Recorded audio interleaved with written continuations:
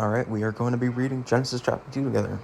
If you haven't had the time to read the Bible today, go ahead and just give it a listen. This is about the Garden of Eden. Thus, the heavens and the earth, and the host of them were finished.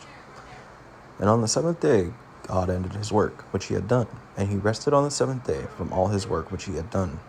Then God blessed the seventh day and sanctified it, because in it he rested from all his work which God had created and made. This is the history of the heavens and the earth when they were created, in the day that the Lord God made the earth and the heavens, before any plant of the field was in the earth, and before any herb of the field had grown. For the Lord God had not caused it to rain on the earth, and there was no man to till the ground. But a mist went up from the earth and watered the whole face of the ground. And the Lord God formed man of the dust of the ground, and breathed into his nostrils the breath of life, and man became a living being.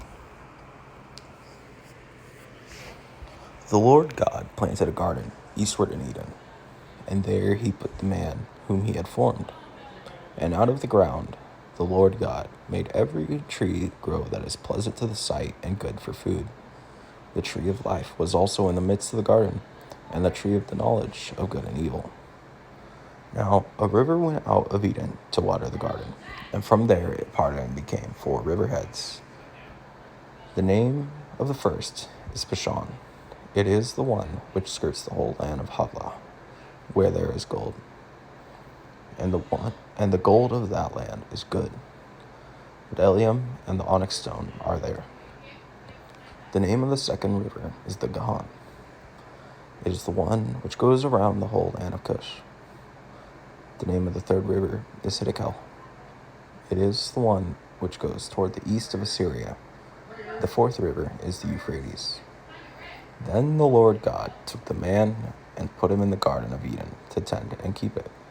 And the Lord God commanded the man, saying, Of every tree of the garden you may freely eat, but of the tree of the knowledge of good and evil you shall not eat, for in the day that you eat of it you shall surely die.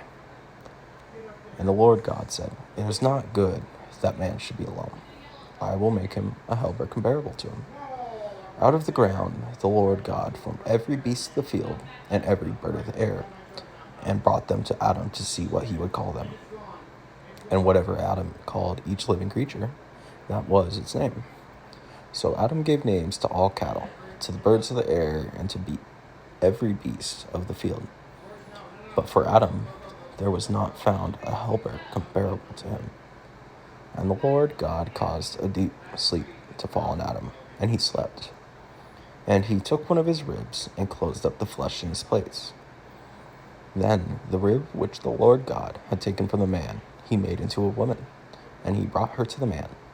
And Adam said, This is now bone of my bones and flesh of my flesh. She shall be called woman, because she was taken out of man. Therefore a man shall leave his father and mother, to be joined to his wife, and they shall become one flesh. And they were both naked, the man and his wife, and they were not ashamed.